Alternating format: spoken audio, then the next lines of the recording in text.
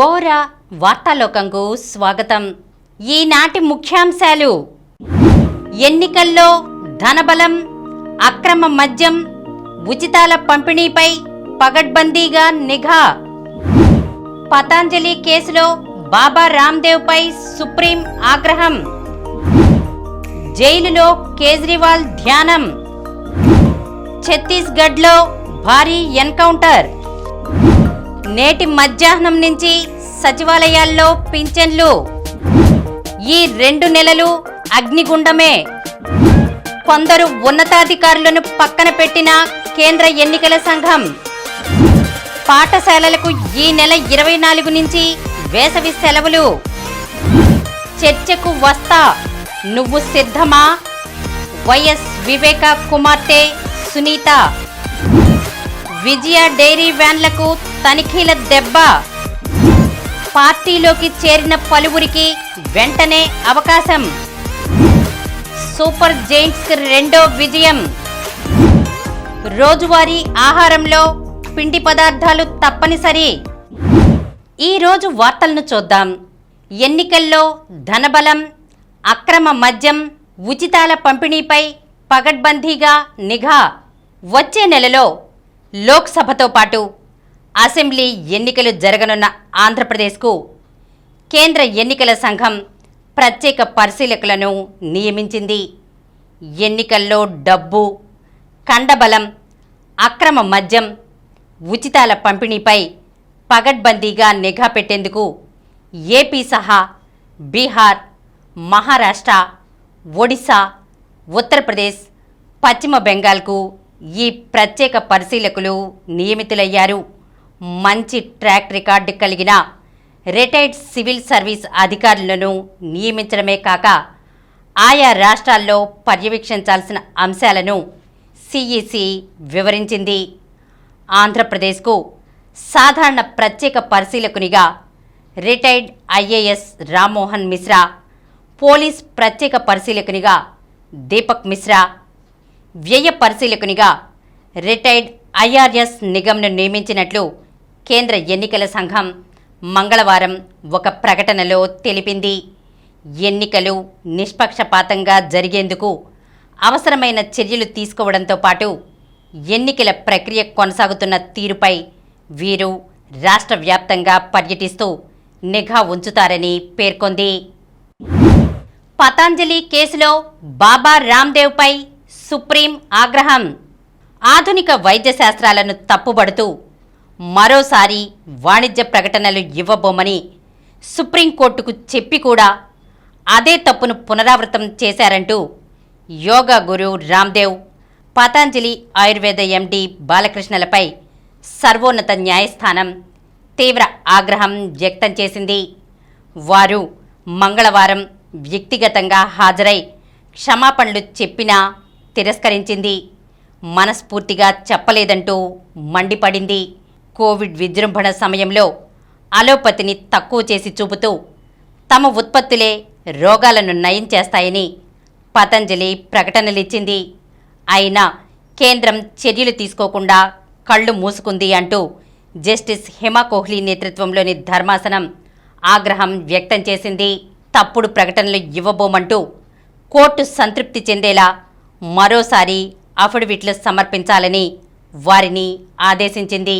ఉత్పత్తుల వాణిజ్య ప్రకటనల విషయంలో చట్టాన్ని ఇకపై ఉల్లంఘించబోమని పతంజలి ఆయుర్వేద లిమిటెడ్ నవంబర్ 21న సుప్రీంకోర్టుకు అఫిడవిట్ సమర్పించింది. తర్వాత ఉల్లంఘనకు పాల్పడటంపై కోర్టు షోకాజ్ నోటీసులు ఇచ్చినా వాటికి పతంజలి స్పందించలేదు. జైలులో కేజ్రీవాల్ ధ్యానం. ఆమ్ ఆద్మీ పార్టీ జాతీయ కన్వీనర్, ఢిల్లీ ముఖ్యమంత్రి అరవింద్ కేజ్రీవాల్ తీహార్ జైల్లో ఇతర ఖైదీల తరహాలోనే సాధారణ జీవనం గడుపుతున్నారు.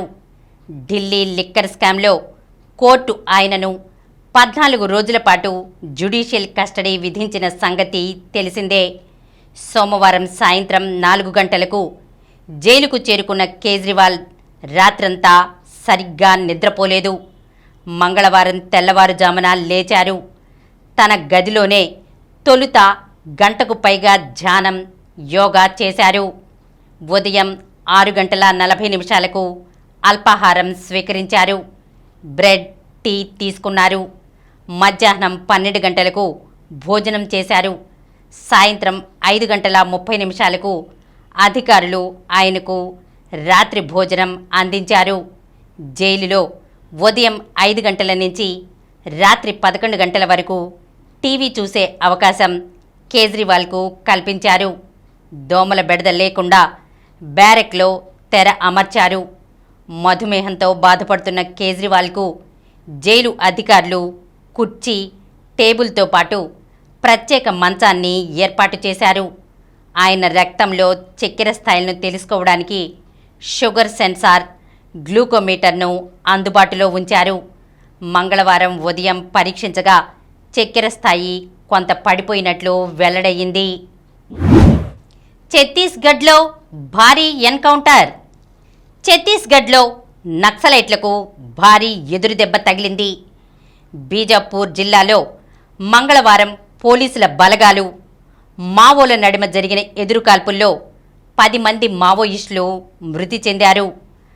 గంగులూరు పోలీస్ స్టేషన్ పరిధి కొచ్చోలి, లేంద్రా గ్రామాల సమీపాన అటవీ ప్రాంతంలో మావోయిస్టులు సమావేశమయ్యారనే నిఘా వర్గాల సమాచారంతో సోమవారం రాత్రి జిల్లా reserve guard, CRPF, cobra commando, Bastar fighters, special task force బలగాలు కూంబింగ్ చేపట్టాయి. ఈ సందర్భంగా మంగళవారం ఉదయం కొచ్చేలి, లేంద్రా మధ్య అటవీ ప్రాంతంలో బలగాలకు మావోయిస్టులు తారసపడి కాల్పులు మొదలుపెట్టారు. దీంతో పోలీసులు ఎదురుకాల్పులు జరిపారు. సుమారు 2 గంటల పాటు హోరాహోరీగా జరిగిన కాల్పుల్లో 4 మావోయిస్టులు మృతి చెందారు. దీంతో మావోయిస్టులు అటవీ ప్రాంతంలోకి వెళ్లిపోయారనే సమాచారంతో పోలీసులు తనిఖీలు చేస్తుండగా 11 గంటల సమయాన మళ్లీ వారికి మావోలు తారసపడి కాల్పులకు దిగారు.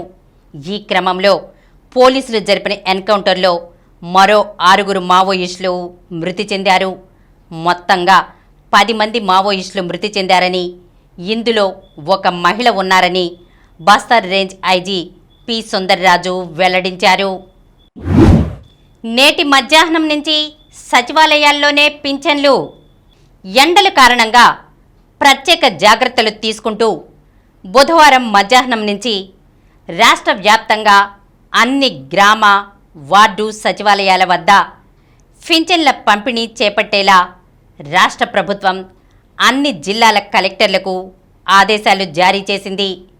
విభిన్న దివ్యాంగ లబ్ధిదారులతో పాటు తీవ్ర అనారోగ్యాల పాలైన వారు, మంచం లేదా వీల్చైర్లకే పరిమితమైన వారు, సైనిక సంక్షేమ పింఛన్లు పొందుతున్న వృద్ధ వితంతువులకు మాత్రం తప్పనిసరిగా వారి ఇంటి వద్దే పెన్షన్ల పంపిణీని కొనసాగించాలని పేర్కొంది.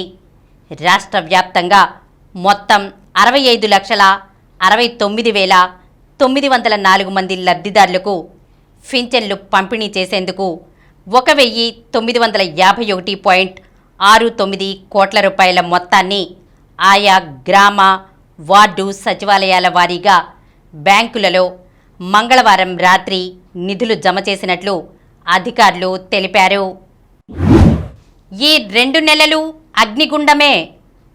వేసవి దక్షిణాది రాష్ట్రాలతో పాటు ఆంధ్రప్రదేశ్ను అట్టుడికించనుంది. ఈ సీజన్లో ఏప్రిల్, మే నెలల్లో అధిక ఉష్ణోగ్రతలు నమోదు కావడంతో పాటు అసాధారణ తాపాన్ని వెదజల్లనుంది. గత ఏడాది ఉష్ణ తీవ్రత అధికంగానే ఉంది.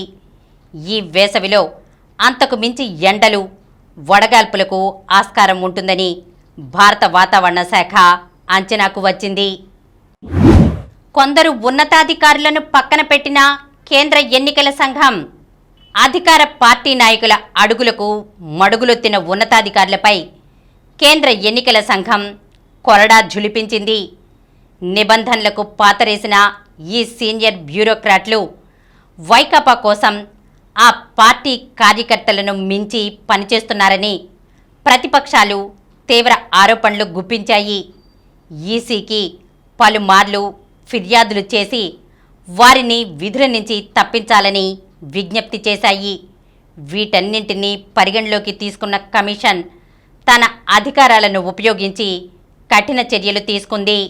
గుంటూరు ఐజీ జి పాలరాజు, కృష్ణా, అనంతపురం, తిరుపతి జిల్లాల కలెక్టర్లు పి రాజాబాబు, ఎం గౌతమి, డాక్టర్ లక్ష్మీశా, ప్రకాశం, పల్నాడు, చిత్తూరు, అనంతపురం, నెల్లూరు జిల్లాల ఎస్పీలు పరమేశ్వర్ రెడ్డి, వై రవిశంకర్ రెడ్డి, పల్లె జాషువా, కేకేఎన్ అన్బురాజన్, కె తిరుమలేశ్వర్ రెడ్డిలను బదిలీ చేస్తూ ఎన్నికల సంఘం ఆదేశాలిచ్చింది.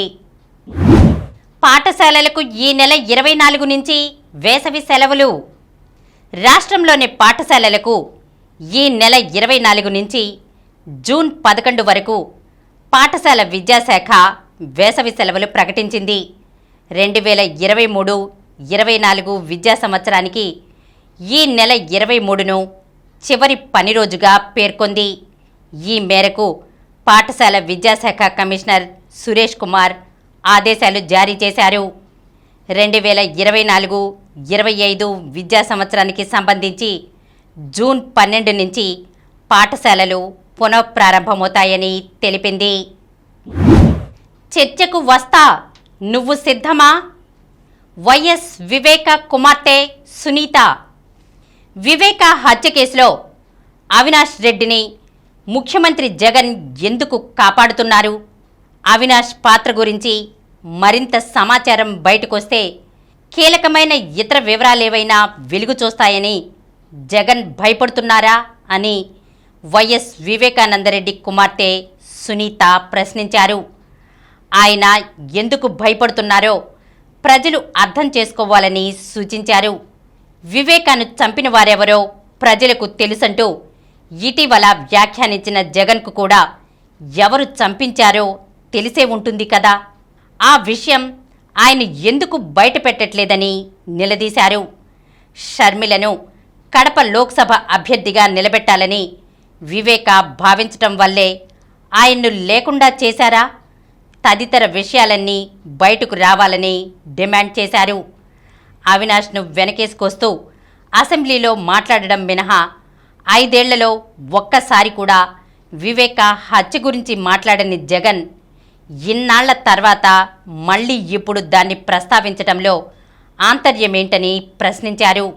వివేకాన్ని చంపేశాక గత ఎన్నికల్లో దాన్ని రాజకీయాల కోసం వాడుకున్నారని, మళ్ళీ ఎన్నికలు వచ్చినందున అలాంటి ప్రయత్నాలే చేస్తున్నారని పేర్కొన్నారు.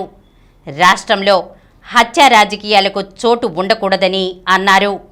అమరావతిలోని ఆంధ్రప్రదేశ్ హైకోర్టు వద్ద మంగళవారం సునీత విలేకరులతో మాట్లాడారు. విజయ డైరీ వ్యాన్లకు తనిఖీల దెబ్బ. ఏలూరు జిల్లాకు పాలు, పాల పదార్థాలను సరఫరా చేసిన వ్యాను తిరుగు ప్రయాణంలో తమ ఏజెంట్ల వద్ద సొమ్ములు తీసుకుని సూపర్వైజర్లు వస్తున్నారు. నూజివీడు సమీపంలో ఎన్నికల ఫ్లయింగ్ స్క్వాడ్ అంటూ తనిఖీ చేయగా మొత్తం 5.3 లక్షల రూపాయల నగదు లభ్యమైంది. దీనికి తమ పాలు, పాల పదార్థాలకు సంబంధించిన సొమ్ములు అంటూ లెక్కలు చెప్పారు. అయినా బిల్లులు కావాలని అడిగారు. వాటికి ఉండవని, ప్రతిరోజు ఇలాగే వసూలైన సొమ్ము తీసుకొస్తామని సమాధానం ఇచ్చారు. దీంతో మొత్తం సొమ్ము స్వాధీనం చేసుకుని కేసు నమోదు చేశారు. వీటిలో అంతా 10 రూపాయలు, 20 రూపాయలు, 50 రూపాయలు, 100 రూపాయల నోట్లు మాత్రమే ఉంటాయి. ఇది అక్రమ సొమ్ము ఎలా అవుతుందంటూ ప్రశ్నించినా సమాధానం ఇవ్వలేదు. రేపు మాపు అంటూ కలెక్టరేట్ చుట్టూ తిప్పుతున్నారు. ఇది కృష్ణా జిల్లా మిల్క్ యూనియన్ పాల సరఫరాదారులకు ఎదురైన ఘటన. గత 40 ఏళ్లలో ఎన్నడూ లేని విధంగా విజయ డైరీ పాల వ్యాన్లను తనిఖీల పేరుతో వేధింపులకు గురిచేస్తున్నారు. ఎన్నికల ప్రవర్తన నియమావళి ప్రకారం 50,000 రూపాయలకు మించి నగదు తీసుకెళ్లకూడదు. అంతకు మించి తీసుకెళ్లినా తగిన రసీదులు చూపించాల్సి ఉంటుంది. ధాన్యం విక్రయించిన, ఇతర వ్యవసాయోత్పత్తులు విక్రయించగా వచ్చిన నగదు తీసుకెళ్తుంటే తగిన పట్టీలు చూపిస్తే సరిపోతుందని జిల్లా ఎన్నికల అధికారులు చెబుతున్నారు. కానీ దానికి విరుద్ధంగా విజయ డైరీ పాలవెండ్లలో నగదు స్వాధీనం చేసుకుంటున్నారు. దీనిపై రాష్ట్ర ప్రధాన ఎన్నికల కమిషనర్కు ఫిర్యాదు చేయాలని విజయ డైరీ చైర్మన్ చలసాని ఆంజనేయులు నిర్ణయించారు. కమిషనర్ అపాయింట్మెంట్ కోసం నిరీక్షిస్తున్నట్లు చెబుతున్నారు. పార్టీలోకి చేరిన పలువురికి వెంటనే అవకాశం.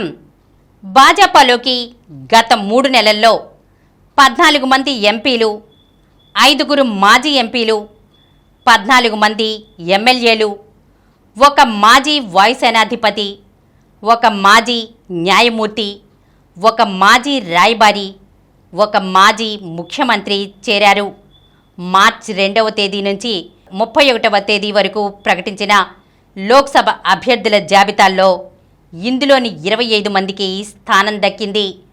హైదరాబాద్ అభ్యర్థి కొంపెళ్ల మాధవి, సినీ నటి Kangana Ranaut, Dadra Nagar Haveli Shiv Sena MP కళాబెన్ Delkar, Amaravati independent MP Navneet Rana Bhajapa టికెట్లు ప్రకటించిన తర్వాత ఆ పార్టీలో చేరారు. వచ్చే ఎన్నికల్లో సొంతంగా 370కి పైగా సీట్లు సాధించాలని లక్ష్యంగా పెట్టుకున్న భాజపా విజయమే ప్రాతిపదికగా అభ్యర్థులను రంగంలోకి దించుతోంది. సంస్థాగతంగా బలంగా ఉన్న చోట్ల 5-6 సార్లు లోక్సభకు ఎన్నికైన సీనియర్లను సైతం పక్కన పెట్టి కొత్త వారికి టికెట్లు ఇచ్చింది. పార్టీ బలం అంతగా లేని చోట బయటి పార్టీలో బలంగా ఉన్న వారిని చేర్చుకుని టికెట్లు ఇస్తోంది. సూపర్ జెయింట్స్కు 2వ విజయం.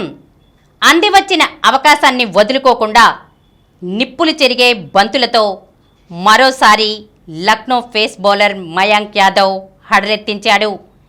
వేగానికి తోడు ఖచ్చితమైన లైన్ అండ్ లెంగ్త్తో బౌలింగ్ చేసి ఐపీఎల్ టోర్నీలో లక్నో జట్టుకు వరుసగా 2వ విజయాన్ని అందించాడు. మయాంక్ దెబ్బకు సొంతగడ్డపై రాయల్ ఛాలెంజర్స్ బెంగళూరు జట్టుకు మళ్లీ నిరాశ ఎదురైంది.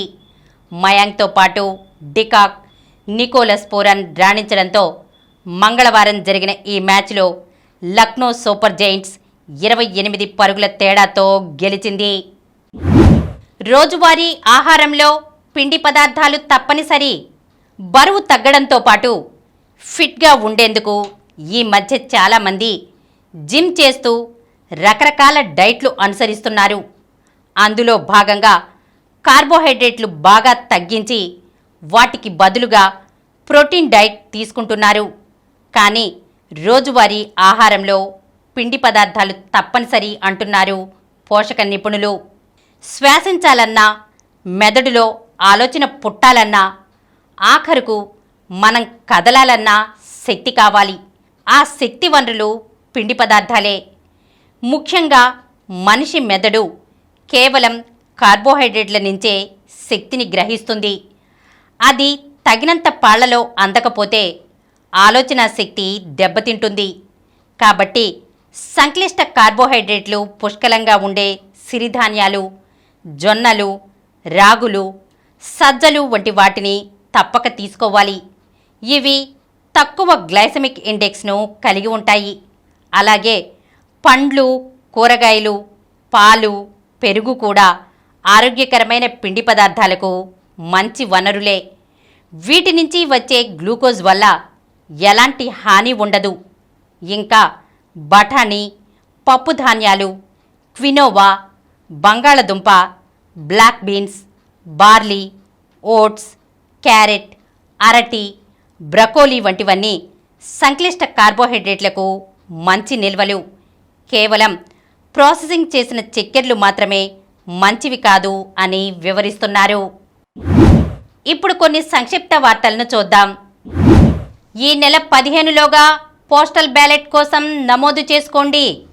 ఎన్నికల విధులు, అత్యవసర సేవల విభాగాల్లో పనిచేసే ఉద్యోగులు పోస్టల్ బ్యాలెట్ సౌకర్యాన్ని వినియోగించుకోవాలని ప్రభుత్వ సలహాదారు ఎన్ చంద్రశేఖర్ రెడ్డి మంగళవారం ఒక ప్రకటనలో సూచించారు. క్వార్టర్ ఫైనల్లో అనిరుద్, విజయ్ జోడీ. US clay court championship ATP 250 tennis టోర్నీలో హైదరాబాద్కు చెందిన అనిరుద్ చంద్రశేఖర్ డబుల్స్ విభాగంలో క్వార్టర్ ఫైనల్లోకి ప్రవేశించాడు. సుమిత్ నగాల్ శుభారంభం. Grand prix Hassan 2 ATP 250 tennis టోర్నీలో భారత number 1 Sumit Nagal pre quarter ఫైనల్లోకి దూసుకెళ్లాడు. మొరాకోలో జరుగుతున్న ఈ టోర్నీలో పురుషుల సింగిల్స్ తొలి రౌండ్లో సుమిత్ 4-6, 6-3, 6-2తో కొరెంటిన్ ముటెట్పై గెలిచాడు. భారత నంబర్ 1గా అర్జున్ విశ్వనాథన్ ఆనంద్ను అధిగమించిన Telangana chess grand master Praggnanandhaa హంపిలపైనే దృష్టి. ఓపెన్ మహిళల విభాగాల్లో ప్రస్తుత ప్రపంచ ఛాంపియన్స్కు ప్రత్యర్థులను నిర్ణయించే క్యాండిడేట్స్ చెస్ టోర్నీకి రంగం సిద్ధమైంది. టొరంటోలో నేడు మొదలయ్యే ఈ టోర్నీలో భారత్ నుంచి ఏకంగా 5 గ్రాండ్ మాస్టర్లు బరిలో ఉన్నారు. ఓపెన్ విభాగంలో ప్రజ్ఞానంద, గుకేష్, విదిత్, మహిళల విభాగంలో సోదరి వైశాలి ఉన్నారు. భారత్ నుంచి ప్రజ్ఞానంద, హంపి ఫేవరెట్స్గా కనిపిస్తున్నారు. మరిన్ని వార్తా విశేషాలతో రేపటి గోరా వార్తాలోకంలో కలుద్దాం.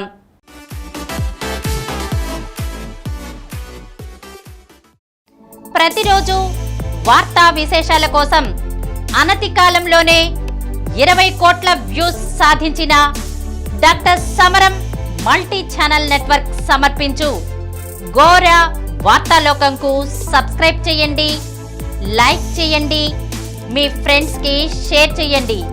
అలాగే ప్రక్కనున్న గంట సింబల్ని ప్రెస్ చేయడం మర్చిపోకండి. Please download Samaram multi-channel app and watch your favorite channels from your mobile. App available on Google Play Store and subscribe to the channels.